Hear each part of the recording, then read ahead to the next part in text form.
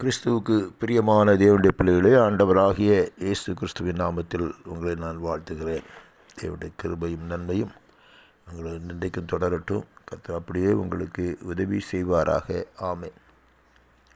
இந்த நாளுடைய தியானத்திற்காக எடுத்துக்கொள்ளப்பட்ட பகுதி சங்கீதம் 18வது சங்கீதம்.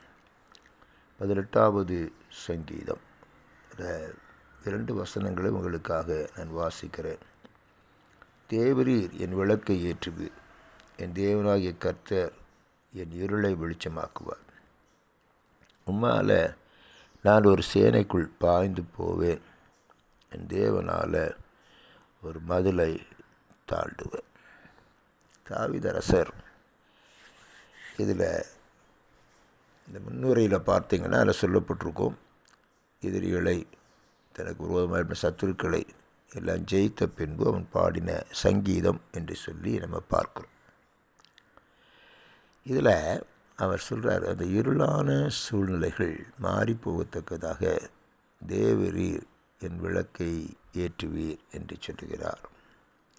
என் தேவனாகிய கர்த்தர் என் இருளை வெளிச்சமாக்குவார். வேதவசனம் சொல்லுது, அவரே நமக்கு வெளிச்சமாயிருக்கிறார். நானே உலகத்திற்கு ஒளியாயிருக்கிறேன் என்று சொல்லுகிறார். என்னை பின்பற்றுகிறவன் இருளில் நடவாமல் வெளிச்சத்தை கண்டடைவான் என்று சொல்லியிருக்கிறார். அன்பான தேவ பிள்ளைகளே, நீங்களும் நானும் வெளிச்சத்தின் பிள்ளைகள். நீங்களும் நானும் வெளிச்சத்தில் நடக்கும்படியாக அழைக்கப்பட்டவர். கர்த்தரே நமக்கு வெளிச்சமாக இருக்கிறார். அவர் நம்முடைய இருளை எல்லாம் அகற்றி போடுகிறார்.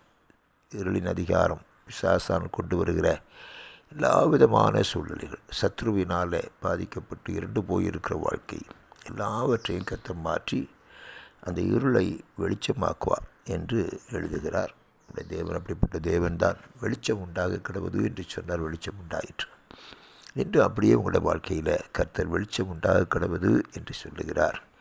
வெளிச்சத்தை கொடுக்க வந்த மெய்யான ஒளியாகிய இயேசு கிறிஸ்து உங்களோட வாழ்க்கையில் வெளிச்சத்தை கட்டளையிட்டு உங்களை பிரகாசிக்க செய்வாராக.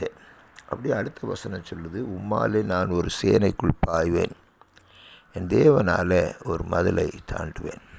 பாருங்கள், தோல்வி அடையும் போது, பயங்கள் வரும்போது, கலக்கங்கள் வரும்போது நம்முடைய சரீரம் ஆவி எல்லாம் அப்படியே பலனற்று போகிறது.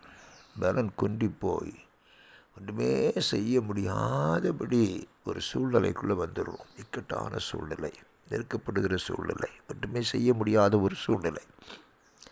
அந்த சூழ்நிலையில் இருந்து கர்த்தர் வெளிச்சத்தை கட்டளையிட்ட உடனே அவர் பாருங்களா என்ன தைரியமாக ஒரு வார்த்தையை சொல்லுகிறார். உம்மால் நான் ஒரு சேனைக்குள் பாய்ந்து போவேன். ஒரு பெரிய சேனை எனக்கு விரோதமாக வந்தால் கூட அதை பார்த்து நான் பயப்பட மாட்டேன். அதற்குள்ளே நான் பாய்ந்து போவேன். என்னை கொண்டு ஒரு பெரிய ரட்சிப்பை கர்த்தர் செய்வார் என்று அறிக்கையிடுகிறதை பார்க்கிறோம்.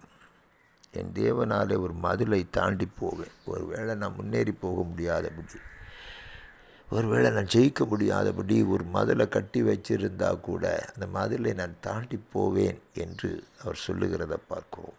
அன்பான தேவ பிள்ளைகளே, அப்படிப்பட்ட ஒரு பலனை கர்த்தர் உங்களுக்கு தருகிறவர். அப்படிப்பட்ட கிருபைகளை தருகிறவர். சோர்ந்து போவதற்கு நீங்களும் நான் அழைக்கப்பட்டவர்கள் அல்ல, மதிலை தாண்டுவதற்கு அழைக்கப்பட்டவர்கள். அன்பானவர்களே, தேவ பலத்தினால் மதிலை தாண்டி போவோம். எத்தனை தடைகள் வந்தாலும், எத்தனை மதிலை சாத்தான் கட்டி வைத்தாலும் அதை தாண்டி போகிற பலனையும் கிருபையும் கர்த்தர் நமக்கு கொடுத்திருக்கிறார். எல்லாவற்றிலும் ஜெயம் கொடுக்கிற தேவன் உங்களோடு கூட இருக்கிறார். அவர் ஒரு பெரிய ஜெயத்தை நமக்கு தந்தருள்வார். அவருடைய கிருபைகளை கர்த்தர் நமக்கு தருவாராக. அவரை விசுவாசிப்போம், அவரோடு கூட இணைந்து செயல்படுவோம். அவர் நமக்கு முன்பாக போகிறவர், காரியங்களை மாய்க்கச் செய்கிறவர். அப்படியே செய்வாராக. ஆமேன், ஆமேன்.